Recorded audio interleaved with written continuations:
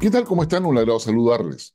Sin lugar a duda, en la jornada de este domingo 17 de diciembre, marca un antes y un después, o al menos un punto de inflexión, que está siendo interpretado y todavía seguirá las interpretaciones, yo diría, por varios días, particularmente porque se nos acaba diciembre, luego viene enero, las vacaciones, y las urgencias están, yo diría, como una gran sombra que cae no solamente sobre el gobierno, sino que también sobre la oposición y sobre los partidos políticos en general.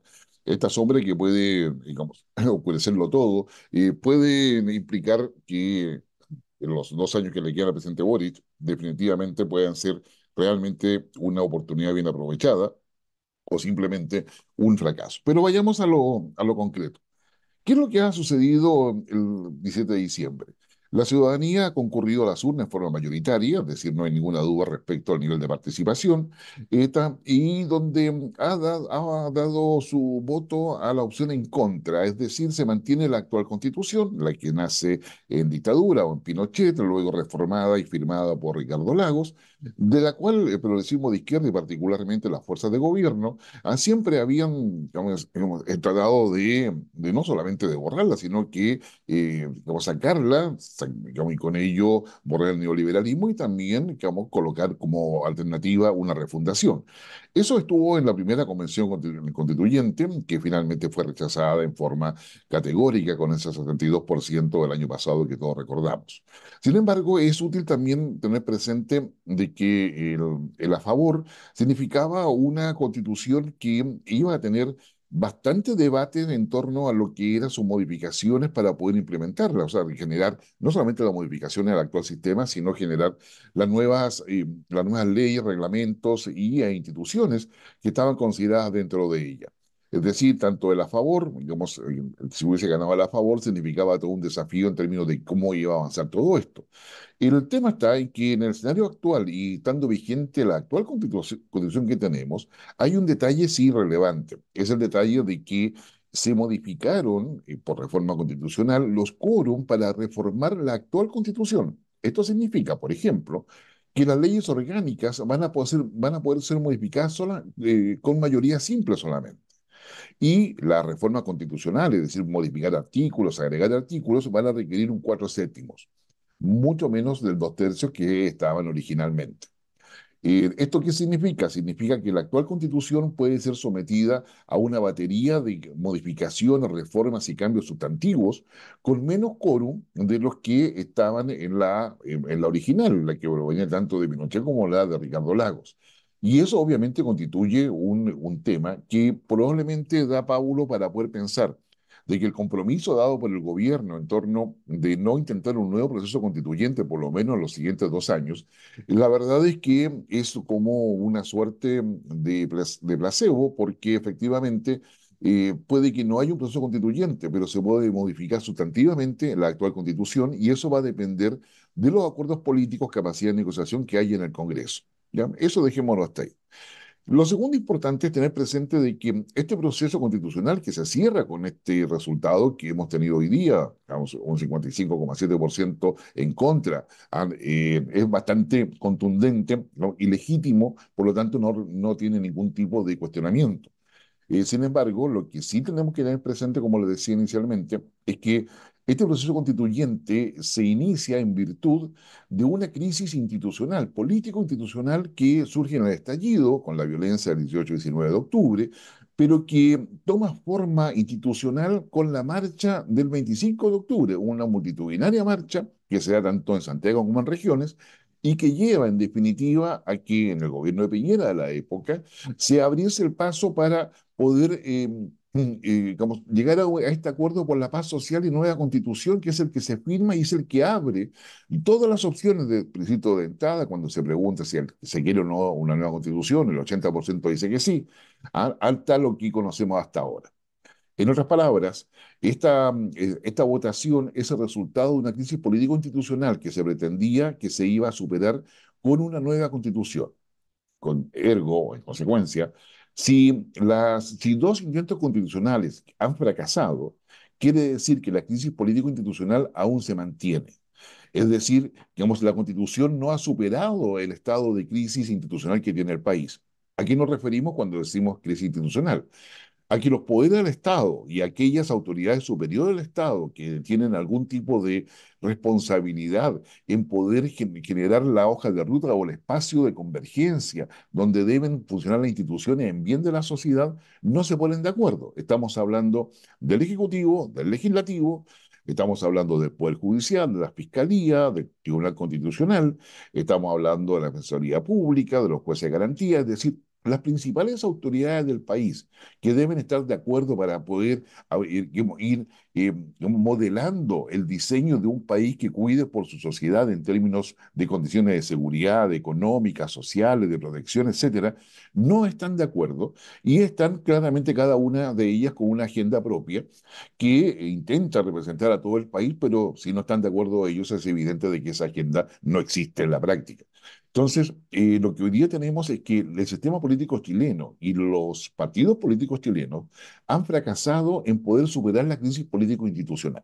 Es decir, acá este resultado es un fracaso de la política en el país y es un fracaso que corresponde a los partidos políticos y a los movimientos sociales, porque ellos tuvieron mucha participación en el proceso anterior, digamos, y los partidos políticos en este proceso. Entonces yo creo que ahí tenemos un segundo tema. Un tercer tema que es importante considerarlo es que la ciudadanía votó en conformidad a su percepción y información, conocimiento o simplemente en virtud de su intuición en todo lo que es este plebiscito y con el conocimiento que pudo haber tenido de esta propuesta constitucional. Y acá tenemos algo que yo creo que es relevante. Lo que ha demostrado la votación, en primer lugar, es que Chile no está polarizado. Es decir, los ciudadanos comunes y corrientes no están polarizados. Usted no ve discusiones o no vio discusiones ideológicas en la calle, peleas ni cosas parecidas. La polarización estuvo en el Consejo Constitucional, estuvo, digamos, en menor medida en el Comité de Expertos, como no se notó en el Comité de Admisibilidad porque finalmente no funcionó, pero sí se notó en la directiva de los partidos políticos, tanto de la derecha, de la izquierda y del progresismo, y por supuesto en las redes sociales donde había mucha, digamos, efervescencia ideológica de uno u otro lado. Pero esta polarización que finalmente usted y yo, digamos, la veíamos así como una suerte de izquierda y derecha, la verdad es que esa izquierda y derecha ocultan otras cosas. Oculta una derecha fragmentada, dividida, que como luchaba por tener una capacidad de ponerse de acuerdo, pero bajo el influjo del Partido Republicano, que representa una derecha mucho más conservadora, mucho más dura, si usted quiere, y también una izquierda que en el fondo tiene o posee capacidades que son claramente complejas porque están muy fragmentados interiormente. Y al estar fragmentados interiormente, nos damos cuenta de que las almas que hay en el gobierno no solamente tienen que ver con convergencia social, revolución democrática, sino tienen que ver también con esa otra alma que es el Partido Comunista. Y el Partido Comunista, vamos, mirando lo que es su visión más estratégica de un país mucho más, es un partido, digo, mucho más sólido desde el punto de vista histórico, desde el punto de vista de conocimiento del manejo político, está pensando en las elecciones de octubre y, por supuesto, en las próximas presidenciales. Eso significa no dejar de lado su idea fundacional, que la va a utilizar ahora con la representación que tiene en el Congreso para poder hacer reformas más profundas, más amplias, a pesar de que no tenga la votación. Pero también va a significar que el Partido Comunista va a tener que ver cómo consolida o cómo digo, robustece sus alianzas, porque o si no se arriesga a una derrota electoral importante en las próximas elecciones regionales y comunales que son en el mes de octubre. Consecuencia, el Partido Comunista entra también en un proceso de reflexión y que está cruzado con lo que es la definición realmente de lo cual va a ser su directiva. Recordemos que su actual directiva está en transición o es provisoria, como ellos mismos lo han dicho, y estaban esperando justamente este proceso para ver cómo se iban a reorganizar, digamos, internamente.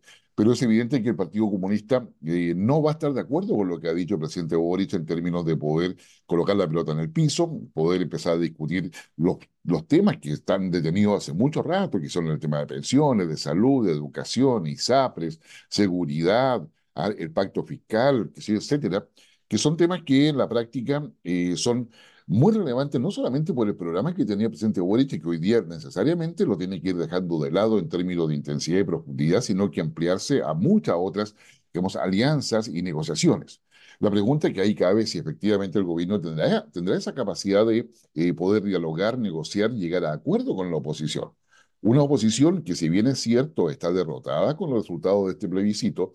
Ahí quien capitaliza la derrota es la tienda de republicanos, donde José Antonio Kast está ya tomando la realidad, más allá de que asuma esta derrota, de lo que le va a costar poder juntar votos para poder tener una representación adecuada en las próximas elecciones, digamos, comunales y regionales. Ahora, las posibilidades de Kast de poder subir, digamos, su votación están directamente relacionadas con la fragmentación que hay en la centro derecha, entre Evópoli, al interior de Renovación Nacional y en la propia UDI. Consecuencia, estos elementos nos dan cuenta de un fenómeno que es, y yo diría lo que se denomina en la literatura, al menos, la tiranía de las minorías. Vuelvo al inicio. O sea, este proceso de polarización se ha dado en la salida del sistema político.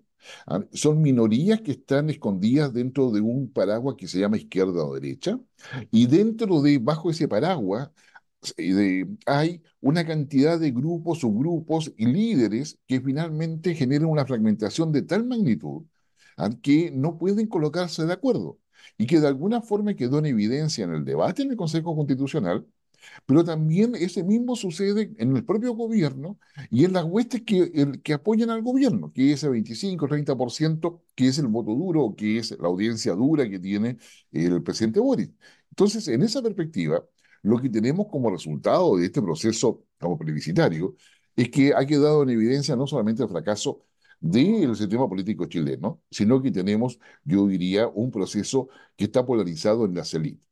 Es una buena noticia que los distintos líderes políticos, desde José Antonio Kast hasta el presidente Boric, en definitiva han dicho de que esto es una lección que nos da la ciudadanía a la clase política. La verdad es que es una forma bonita de decirlo en términos de que el fracaso ha sido de la élite, digamos, en términos de haberse entreverado en una falsa polarización,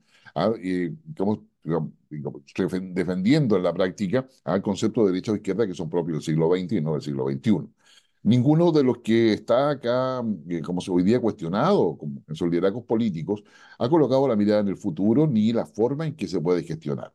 Pero como sea, vienen acá consecuencias, y acá es el cuarto punto. Es decir, vamos a ver si el presidente efectivamente hace o no un cambio de gabinete. Eso será una decisión que él va a tener que tomar. Yo diría que el sentido común señala de que es necesario un cambio de gabinete, que ese cambio de gabinete efectivamente debe estar con una hoja de ruta distinta. Ahora, el tema está en que si hace un cambio de gabinete, va a ser para negociar primero al interior de su propia coalición, de su coalición con Socialismo Democrático y posteriormente con la oposición.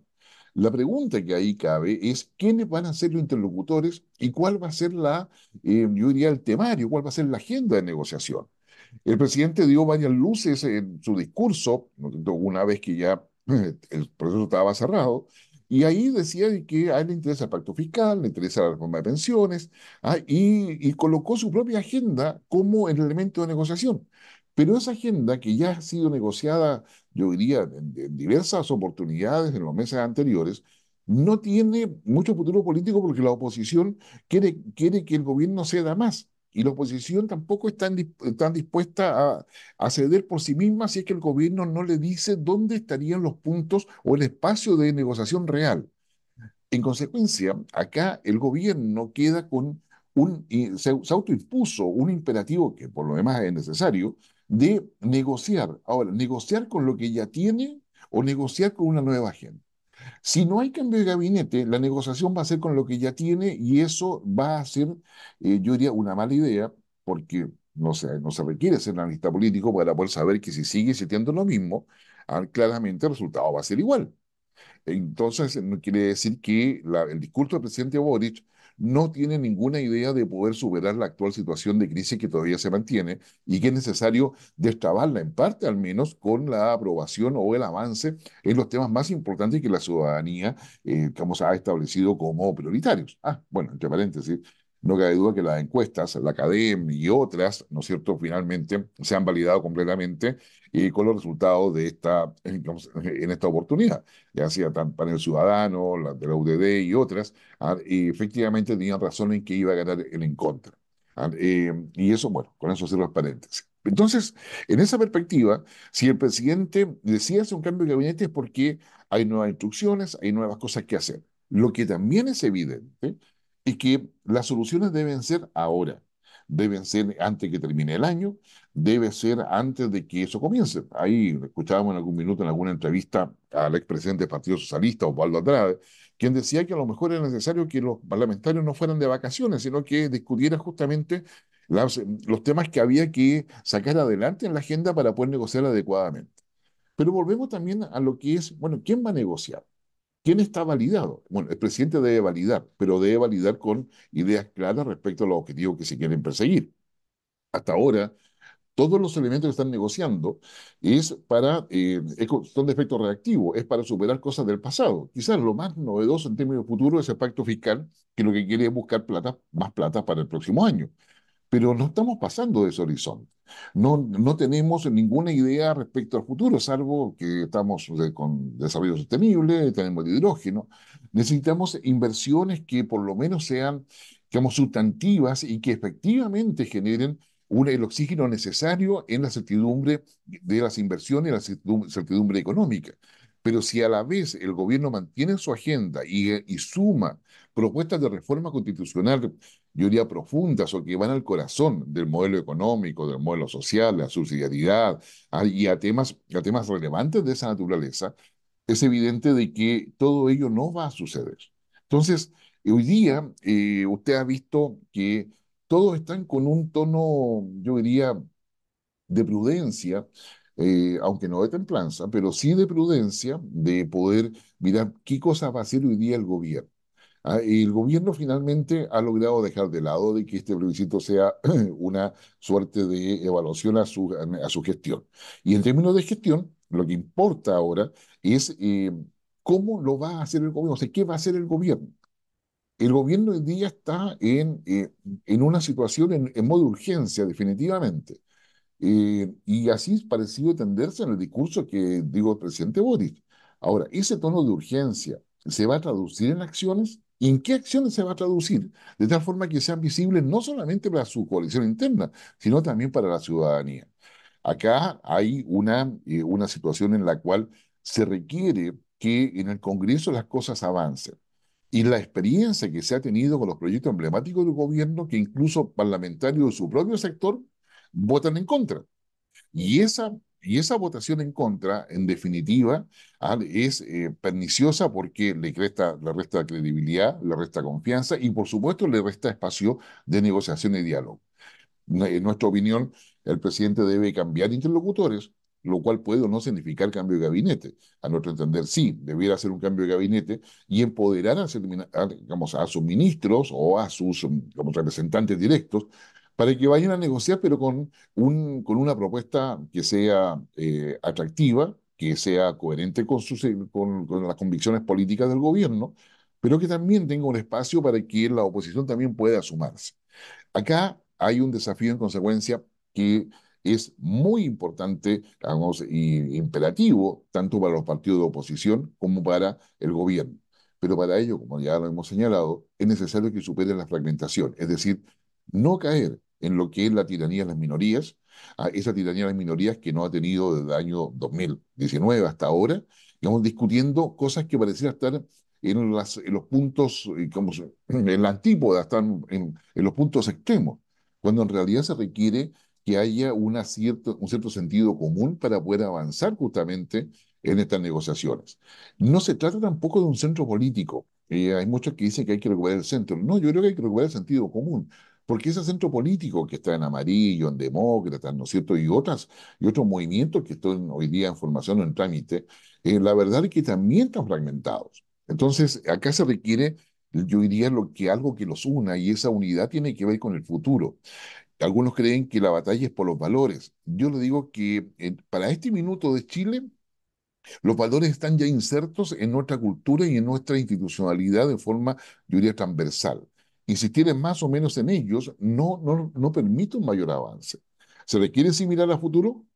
Por supuesto que sí, pero ese mirar a futuro requiere también algunas ideas nuevas en la forma de expresarse y particularmente en la manera en que se implementan. Y esa credibilidad hoy día la derecha en general no la tiene. La izquierda está anclada en el pasado, digamos, o sea, es decir, la izquierda en el pasado y la derecha, que siguió en el vacío. Entonces, esos elementos yo creo que es necesario que sean superados. Ahora, ¿quién lo puede superar? Porque yo pregunto, bueno, ¿quién va a ser el interlocutor en el gobierno? Y la pregunta también es válida. ¿Quién va a ser el interlocutor en la oposición? Deberán ser los senadores, que son los que, cuando no sucede nada, son los que aparecen para poder negociar, pero ¿con qué grado de representatividad o que van a tener realmente después de este resultado? Acá se requiere, yo diría, ojalá un cónclave, qué sé yo, no, un cónclave político, una conversación sincera, que tal vez la puede convocar el propio presidente en Cerro Castillo, como tantas veces lo ha hecho, con sus propios, de convocar a algo que realmente pueda llevarse bien y y mostrar resultados. Entonces, yo creo que acá se requiere eh, una cohesión, por una parte, y tener claridad de quién está negociando, pero quizás más relevante, quién manda. ¿Manda realmente el presidente Boric? Si manda, debe ser capaz de poder dirigir, de conducir y hacer que las cosas sucedan. Eso es lo que le corresponde al jefe de Estado, o al jefe de gobierno. Hoy día, como le decía, es un punto de inflexión que todavía estamos recién empezando con las interpretaciones, pero la verdad es que lo que se requiere, más que interpretaciones, son acciones que muestren que hay un gobierno en marcha.